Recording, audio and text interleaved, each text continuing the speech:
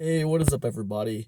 This is Cam Jennings coming at you on behalf of EpicConversions.com, and I want to welcome you to another episode of Index Card Insights.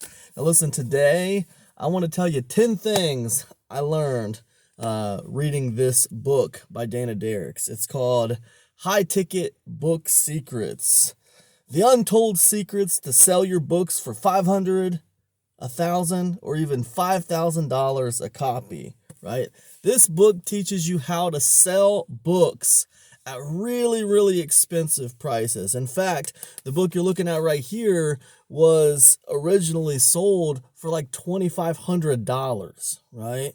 So I didn't pay $2,500 for it. I got this for $15 on eBay. But that's what this book teaches you how to do. So I'm going to give you 10 things I learned from this book right here, right now, on this episode of Index Card Insights. Without further ado, let's get into it. High Ticket Book Secrets. Number one, what is this book about? Okay, well, you already know it's about selling high ticket books, but what is the general principles behind that? The general principles behind that is to use something called a value ladder to ascend customers up to the high ticket book price. So you might have like a cheat sheet at the bottom that you give away for free. Then you might have like a $75 book that costs a little bit more, obviously. Then you might have a $300 book that might cost a little bit more than that. Then you might have a $1,000 book that costs more than that. You ascend them up a value ladder. So essentially, you don't try selling a $1,000 book to just somebody who doesn't know you. You sell somebody a $1,000 book who is ascended up your value ladder and has proven the ability to pay $1,000 for a book, and they've proven the need to want that book, right? So you're basically ascending people up a value ladder. That's how you sell high ticket books, according to Dana Derricks. That's what this book is about. All right. So now listen. Me telling you that is a little like 7 steps to the moon, right? This is a 321 page book, right? So not too long, but there's a lot in here. So, me giving you that little couple sentence overview, that's not the same as you actually reading this book, okay? So keep that in mind. Now, 2, a lot of marketing tactics going on in this book, okay? There's a lot of pre-framing is happening in this book. Future pacing is happening in this book. Straight out selling is happening in this book. So what am I telling you? Obviously, this book is not at the back of Dana Derricks. It's not at the top of Dana Derricks' ascension value ladder, right? As you're reading this, you're also being sold other things, right? There's other things being sold here. If you thought you were just gonna buy a book and get pure value out of the book and not be sold something else, you thought wrong with this one, because other things are going to be pitched to you in this book. Pre-framing, Dana Derricks will tell you, what you're going to get out of this book. He will tell you how you're going to feel after you read this book. He will tell you what you're going to think of this book. There's a lot of pre-framing going on. And then there's future pacing going on. He's going to tell you what your life's going to be like after you start selling high ticket books. There's a lot of basic copywriting stuff going on in this book, right? There's a lot of marketing going on in this book. And I don't know if it's just me, because I've been, I'm a marketer. I've been doing this for a while. So maybe it's just me. But I definitely felt like we were moving in between like giving value and reading like sales letter stuff. A lot of people, they feel like, once they get by the sales letter and they buy the thing, then they just get actual true value, right? And they don't have to worry about like the sales tactics and all the little tricks. Or you don't think you have to worry about that. Well, with this one, you feel like you're always in the middle of some kind of thing. Now that's not to say that there's not great value given in this book, because there is, but you definitely always get this feel like you're You're being told what to feel. You're being told what you think, and you're also being pitched other things, right? So there's all that going on in this book. So there's a lot in here as far as like, the content, right? It's not just pure like value in here. There's tactics going on in here that are being used on you. Sometimes he'll tell you that he's using tactics on you. Sometimes he won't. So he relates that to, practicing what he preaches, right? So, that's fair. But I just want you to know, when you go reading this book, it's not just going to be pure value. You're going to be told what to think. You're going to be told what to feel. And you're going to be pitched other things, right? So keep that in mind. Number 3. All right, number 3. This is straightforward and easy to read. Okay, it's got a straightforward, easy to read tone, right? Dana Derricks is a goat farmer, right? And he talks about that, and you kind of get this impression, he wants you to get this impression that like, hey, I'm a goat farmer. If I can do it, anybody can do it, right? Which, yeah, maybe that's true. Maybe it's not true. Who knows? But it's a really good story, and he is a goat farmer.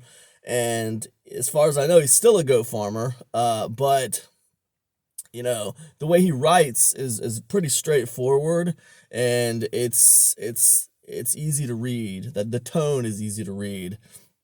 Now, I want you to understand, Dana Derricks is a professional copywriter. He's a professional marketer. So, like, just because he comes across easy to read, and he's got that down-to-earth tone, this guy's not blue-collar, okay? He's not like some kind of a simple man. This guy is an advanced marketer. So, everything that you're reading, the tone, the tonality of it, the straightforwardness of the writing, this is all by design, okay? This is not like, all shucks, this is just me, You can't have your cake and eat it too.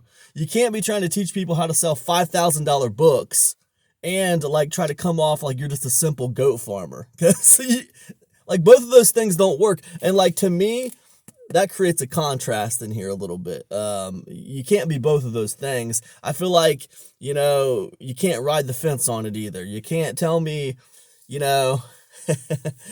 can't piss on my head and tell me it's raining, okay? You can't be both of those things. You can't be the guy who sells the $5,000 books because, you're on to some different type stuff that nobody else is on to, and be like a simple goat farmer. You can't be both of those things. But anyways, however you want to see it, he has a down-to-earth, simple tone that's very easy to read, and it's pretty enjoyable to read, right? 4, when I read this book, I'm left with questions, okay?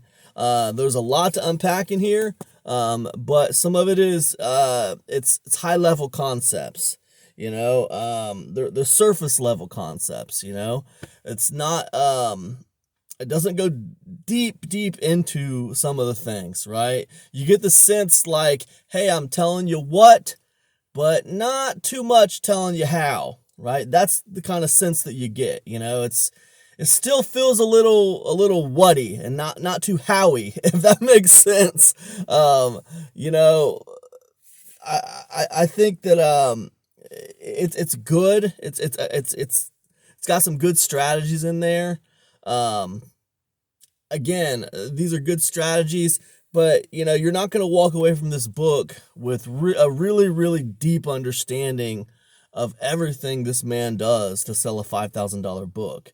It's still fairly high level, kind of like surface level concepts. He does explain about the value ladder in here. He does explain about using direct mail as well as email to sell prospects, as well as to recruit affiliates, to recruit JV partners. He does talk about that stuff in here. But he doesn't really go deep in the woods on this stuff.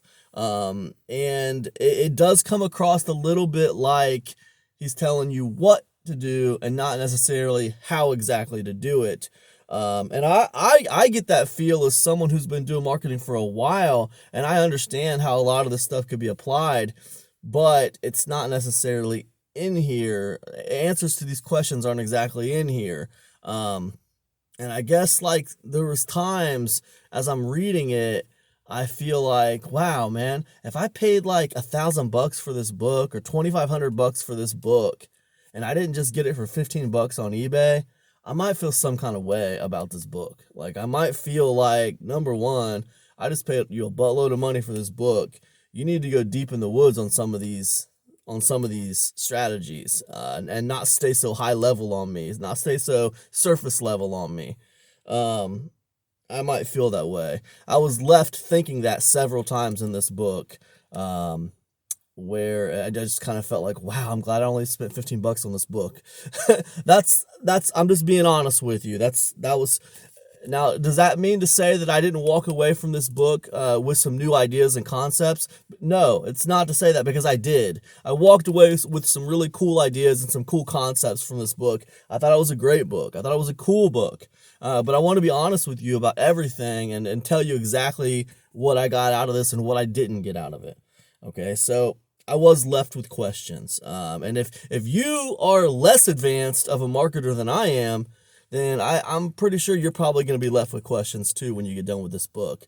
Because again, there's a lot of surface level stuff that's covered, but it doesn't necessarily go really, really deep into the woods on a lot of the surface level stuff. Okay, so keep that in mind. Like, for example, like, how do I sell a cheat sheet for $75? Like, who's going to buy a cheat sheet for $75? I mean, that's a hard sell, in my opinion. Like, I don't know. But, maybe that's a paradigm shift thing. Maybe that's a paradigm shift thing. So, there's a lot of questions I had from this book. And I know what Dana Derricks would say. If I asked those questions to him, it would be like, you're not selling the cheat sheet. You're selling the value, what's on the cheat. You're selling the value of that simple little cheat sheet, the benefit it's gonna provide. And I get it. I get all of it. So that leads me into my next point. All right. 5. This has some rereadability, right? I talk about surface level concepts. Well, this has a lot of surface level concepts. Okay, there's a lot of surface level concepts in here. From challenging what you think about pricing to the value ladder, to how to approach, affiliates, to how to approach prospect. There's a lot of concepts in this book to unpack. So there's definitely rereadability. The good news about that is it's not that hard to read. Like I said before, the tonality, it's pretty straightforward. So even though there's rereadability here, it's easy to read. It's not a slog. You're not slogging through this thing. And I think it's kind of a good thing, right? That there's rereadability. Also, I don't think that you can expect to get every single little thing out of a book. Sometimes it's enough for a book just to give you the basic idea, and then you do your own research and kind of take it deeper. Sometimes that's necessary and that's important, right? So I'll give you that, So that takes me to the 6th thing. Number 6. This book challenges your paradigm, okay? This book challenges your perception of what things should cost. All right. Now this is probably the most valuable thing I got out of this book, right? Again, I've been doing this for a long time. So like I am familiar with most of the things he's talking about in this book. But what I'm not familiar with is selling a simple book for $5,000. All right. I'm not familiar with that concept. So to get me familiar with that concept, Dana Derricks had to change my viewpoints on pricing. He had to show me a different way to look at pricing, right? And that is in this book, right? And that's amazing, right? That's amazing. Changing my paradigm, because I'm like the old stubborn goat, right? So changing my paradigm on how to price things and how things should be priced, it's a feat. So I think just for that alone, this book is extremely valuable. It will challenge your paradigm when it comes to what things should cost. So I love it for that. Okay, that's amazing. Okay, number seven. So a big part of this book, a big part of making everything work with your value ladder to drive traffic into your value ladder is JV support, right? A big part of this is, something called the Dana Derricks calls his Dream 100, and he actually sells a book about the Dream 100 that'll take you deeper into the Dream 100 strategy. But the Dream 100 strategy is part of this book. There's a few chapters dedicated to this strategy of recruiting affiliates and using those affiliates to sell your book. Now, he recruits affiliates. He treats them just like he does customers, as far as like he ascends his affiliates. That's another nice insight. He ascends his affiliates up a value ladder. And the thing about it is, I think I read this book at a time in my life where I'm kind of moving away from affiliates, right? I haven't been using a lot of affiliates lately. In 2022, I didn't use very many affiliates. In 2023, I haven't really used a lot of affiliates. And so that was kind of a bummer for me, the whole thing about the affiliates. I was reading those chapters, but I was reading about things that I'm already very, very familiar with. And it wasn't, some of the tactics it's funny, man, because some of the tactics he was talking about in here when it comes to JV, recruitment and stuff, like those tactics have been used on me as an affiliate. So like I recognized the tactics he was talking about. I'm very familiar with the affiliate recruitment stuff in this book. It was a little disheartening just because of the fact that, two reasons it was disheartening. One, it was disheartening because, like I said, I'm kind of moving away from affiliate stuff. And two, it was disheartening because I know the stuff he talks about in here when it comes to recruiting affiliates is very surface level, right? I would argue that it would be hard for anybody to actually do like affiliate recruitment just based on what's in this book. It's very surface level. Yeah, it's very surface level. I mean, I'm guessing you would definitely need to pick up his Dream 100 book to actually do the affiliate recruitment he's talking about. And another thing is, when he's talking about like direct mail, he's talking about actual direct mail. He's talking about moving back and forth between sending out emails and sending out direct mail, like lumpy packages is what he calls them. But like, he doesn't really tell you exactly what should be in the lumpy packages. He gives you some ideas or whatever. But again, it's kind of surface level. And I just feel like if you've never done direct mail before, and maybe you've never even done email before, I feel like it's going to be really hard for you to actually take the concepts in this book and turn them into actual like dollar bills in your pocket, unless you're extremely motivated and you take the high level kind of surface level concepts in this book and do more research and figure out more in-depth in the woods kind of strategy for how to get these things done. Again, it feels very surface level sometimes. All right, 8. All right, 8. Number 8. This book is divided into sections, okay? It's divided into sections, and each section has a few chapters in it, right? That's a 321-page book, but because it's divided into the sections and it's divided into relatively short chapters, it feels like a fast read. It feels like you're moving through there quickly, right? It feels like, oh, wow, I'm moving through here so quickly, right? I think that's masterfully done. It's done by design. Adding the sections kind of breaks up the book. Adding all the short chapters kind of breaks up the book. So even though it's 321 pages, which a lot of people would consider that to be a fairly long book, it's divided into those sections. It's divided into chapters. The writing is fairly large and it's broken up fairly well.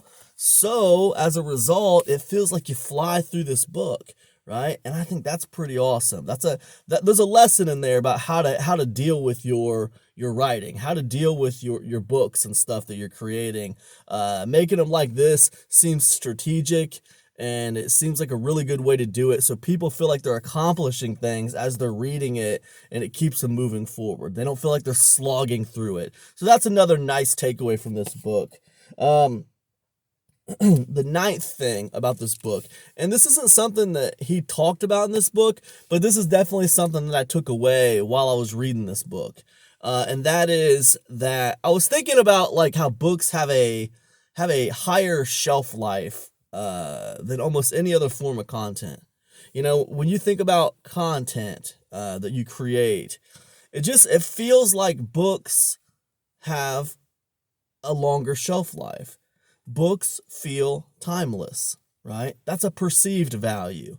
Like if I write a book about, anything, building a list, if I write a book about, how to tell a good story, or if I write a book about, whatever, how to sell an affiliate product, somehow that book feels more timeless than if I do like a video course about how to sell an affiliate product, or if I do a video course about, how to, drive traffic, or if I do an audio training about how to, build an email list or whatever. Somehow a book feels more timeless. Somehow it's okay that this book, like this book, for instance, it was written, I'll tell you when this book came out. It came out in 2018. This came out in 2018. All right. So somehow a book that came out in 2018, that was 5 years ago, somehow a book that came out in 2018, it feels more timeless. It doesn't feel as dated. It feels like I can still get a lot out of this, more so than like an audio training or a video training. Or even like a special report, even though that's reading too. A special report's reading too, but that's an ebook. Right? It's an ebook, and ebooks are different. Ebooks are different than physical books, right? The perception of them is different, right? So a physical book, this is a big takeaway for me. A physical book is timeless. It feels timeless. I can hold it in my hand, I can read it, and I think it's just because we've been conditioned as a society to, value books, whether they're old or new. If it's a good book, it's a good book. Moby Dick is very old. We still value that book. Frankenstein, very old. We still value the book. I could go on and on and on and name books that we still value. They're very old, and it doesn't really matter. We still find value in them. Art of War, extremely old book in the public domain. The Prince, Machiavelli, old book, hundreds of years old. But we still find value in it. We still get value out of it. So something about like a physical book adds value to something that doesn't exist with the audio training or the video training, and it doesn't exist with like an ebook. So that was a big takeaway for me as far as like how I think about the content that I put out. So that was a big one for me. And then the last thing, number 10, the 10th thing I can tell you, it's a question, right? Did I like this book? Did I like this book, and should you buy this book? Well, look, yes, I like this book. I like this book. It's got its positives, it's got its negatives, but as a whole, I got something out of this book, right? And I think that's more valuable than anything, man. If you can change my paradigm shift about how I see pricing, right? And you can give me this amazing perception about a physical book. That's amazing to me, man. And that's definitely worth the $15 I spent on it. Yes, this is a cool book. Yes, you can get something out of it. Is it perfect? No, it's not perfect. Should you buy it? I think that you should buy it if you want to have a paradigm shift about pricing. Like, if you already know how to sell a $5,000 book, maybe you don't need this book. That's fine. But if you're asking me if I think you should buy it based on whether I got something out of it or not, then the answer is yes. I think this is a good book. You can probably find this on eBay for $15. All right. So I think it's a great book. It's an easy read. You can get through it pretty quick. It's got a lot of readability and the 10 other things that I talked about in here. So anyways, That's High Ticket Book Secrets by Dana Derricks. This is not the only book he's got. Will I read more from this author? Yeah, I will probably pick up his Dream 100 book. I'll probably pick up a couple other books that he mentioned in here, which makes you think, hey, you didn't like him selling in the book, but you're probably going to go buy some other stuff based on him selling in the book. So yeah, that's true. I probably will, and it is based off of him selling in this book. So it works, right? Whether you like it, whether you don't like it, whether you respect it, whether you don't respect it, it definitely does work, him selling in this book. But what I will say is it might have really made me mad if I would have paid like $1,000 for this book. But because I only paid $15 for it, I think, okay, can I find this other book on eBay for $15? That's what I think. But anyways, yeah, good book. Don't expect to go crazy deep in the woods. A lot of surface level concepts, but if you're new to those surface level concepts, they could definitely be eye-opening. So anyways, that's all I got for this one. I hope this has been helpful. Be sure to get over to epicconversions.com, get your free copy of 12 Secrets, and I will see you in the next episode of I will see you in the next episode of Index Card Insights. Peace now.